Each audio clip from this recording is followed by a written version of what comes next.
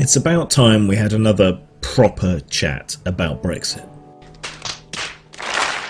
Now, I know everyone is thoroughly fed up of the whole thing, but there are shenanigans afoot, and we could be staring down another 2 years of negotiations and wrangling and argument and all the rest of it. Yeah, another 2 years. So how have we come to this point? Well, okay. Britain is due to leave the European Union next month. If nothing else happens, the default is to leave with no deal, to crash out. And this would be even more of a disaster than any other kind of Brexit is for the British economy. This is food shortages, this is medicine shortages, this is a completely wrecked pound, this is destroyed local businesses. This is the mountain of the worst option of shit that there is.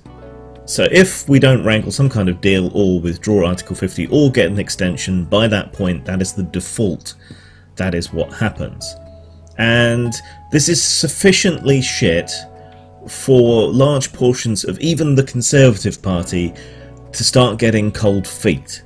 And because they're starting to worry, anyone who isn't in the extreme Eurosceptic side of the Tory party, because of that, they're finally starting to apply pressure to Theresa May, finally starting to leave the party for the independent group and do various other things that applies pressure to Theresa May. The trouble is that, at least according to recent reports coming out of Downing Street, leaks and so on, May appears to be at least somewhat insane and utterly fixated, which is weird for someone who backed Remain, you know, during the whole vote. Utterly fixated on delivering this, as though it's her place in history to dick over the UK. Now, I appreciate many of you don't share, you know, my lack of enthusiasm for Brexit, but she is dogged in this, and she is ignoring anyone and everyone that tries to get her to move even slightly on anything.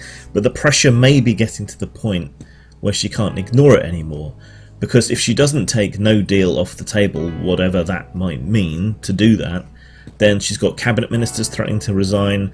The Europhile wing of the party is finally threatening her to the same extent that the Brextremist side of the party was. So that's one side of things. One way out of that is to ask for an extension. There's noises coming out of Number 10 again that they might be willing to consider a 2 or 3 month extension. But the EU, if there's an extension, wants it to go all the way through to 2021. So there's that to consider. Large numbers of Europhiles on all sides of Parliament want to see no deal taken off the table, absolutely, and forever.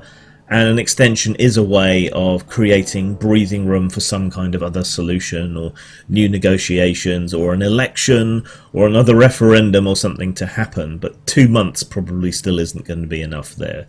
So I think we're looking at least 3 months extension, and possibly as much as 2 years extension. But the shenanigans going on in the Tory party aren't the only thing that's going on. Labour finally, grumblingly, reluctantly came around to the idea of a second referendum fairly late last night. It was described, Corbyn's presentation of this was described as someone being forced at gunpoint to read out their kidnapper's note or whatever to someone, and it does definitely have that feel, like he's been forced into it. But all of this pressure, all of this change, Labour backing a delay or a second referendum, presenting their own version of Brexit to Parliament, this moves all the pieces around again, and we really don't know where anything's going to end up. Now, as I've said before, I don't know what's going to happen, and I have a pretty good understanding of British politics historically, contextually, all the rest of it. Anyone who claims to know what's going to happen is trying to sell you something. All I'm presenting is my best guess. What I think we're probably going to be looking at now then is Labour's idea will be voted down. They will be forced to back a second referendum. There will probably be a delay of some kind to Brexit, And at the end of all that, we're probably going to see a second referendum. That's what I want to happen, a second referendum, but I'm trying not to be blinded by my own prejudice in this. I just cannot see even this massively dysfunctional parliament and government we've got allowing a no deal to go through, because it would completely wreck the country. It would wreck most of their prospects, and it would wreck the chances of their party of ever being elected again within living memory of this having happened. That's how seismic and big of a problem this is going to be for them. So everything is up in the air yet again. Stop! He's already dead! So what's likely to happen if there is a second referendum? How should it be run? How will it be run? How could it be run? What's the likely result to be? I don't know. I know what the mistakes were that were made with the first one. It wasn't legally binding, there wasn't sufficient and proper legal oversight, nobody understood the implications of things like Cambridge Analytica and so on. There was a lot of bullshittery, there's decades of nonsense from the Murdoch press, all the rest of it. People didn't appreciate what they had until it was threatened and starting to leave. The job losses, the car manufacturing disappearing, the banking moving abroad, all the rest of it. The scales, I think, have, at least to an extent, fallen from people's eyes in regard to exactly how damaging and shit this whole thing is. Apart from hyperbole about, the price of freedom can never be too high, even though our freedom has never been threatened. Other than that, and this whole traitors narrative, there isn't a lot left to argue for a Brexit, other than maybe the bad timing and the worst possible interpretations of Article 13 and 11 and so on. That's about it. And I know I appreciate that some of the people who watch me are very pro-Brexit, but at this point I honestly cannot understand why.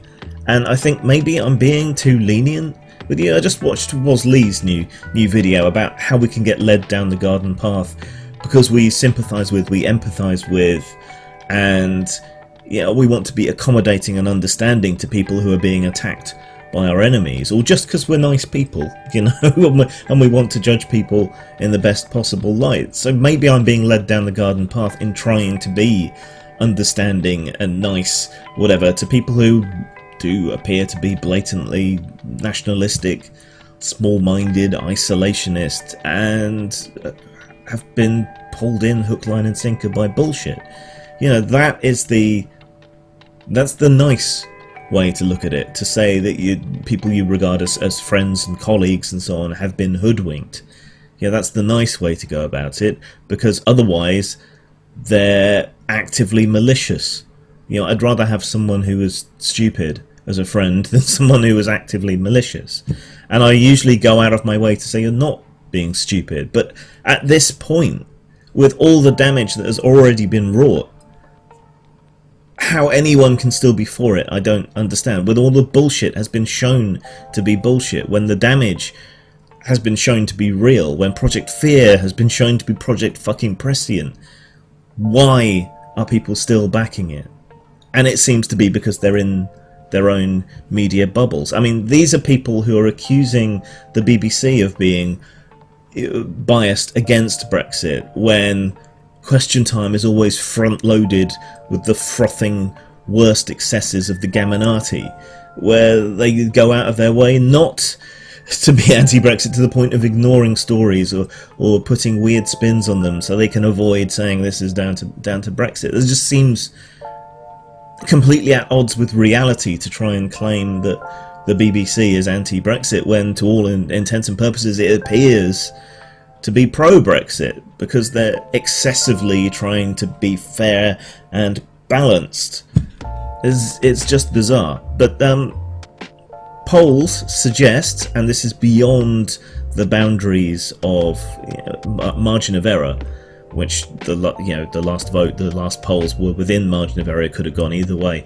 Now it seems that people's attitudes have swung against Brexit. Nowhere near to the extent that they probably should have, but sufficient that it would probably get voted down if it went back to the people. Now, if it did come to a second vote, that second vote will need to be absolutely, scrupulously overseen. We will have to prevent another Cambridge Analytica issue happening. We will have to make sure that there are no overspends or shenanigans or whatever, and it needs to be legally binding. It can't just be another advisory referendum. It has to be binding. Parliament has to be bound. The government has to be bound to deliver the result of whatever this is. What should the vote be? Whatever deal May manages to wrangle by the time that such a vote comes about, if she hasn't been removed, if there hasn't been an election or whatever, and remaining in the EU. No deal is just not an option. I know some people, extremists, want it to be. It's just not. It would total us. Yeah, we're already at an international laughingstock, almost Trumpian levels. We've lost most of our soft power already just by going through this process. If we can put an end to it, we can maybe bounce back a bit. If it does go for Brexit, then I think most people like me will say, fine, okay, yeah, that's it. Even cognizant of all the facts, you've still gone for it, so we'll go along with you and start campaigning to re-enter. I think a second vote is likely to be for Remain, and by a bit of a bigger margin than Leave was, but I don't know. Nobody knows. Nobody knows how such a campaign would be run, whether there would be more interference. Who knows? Nobody. But I think that's the likely path that we're now on. Delay, second referendum, Remain. Seems the most likely and plausible line of events, but I don't know. Zang.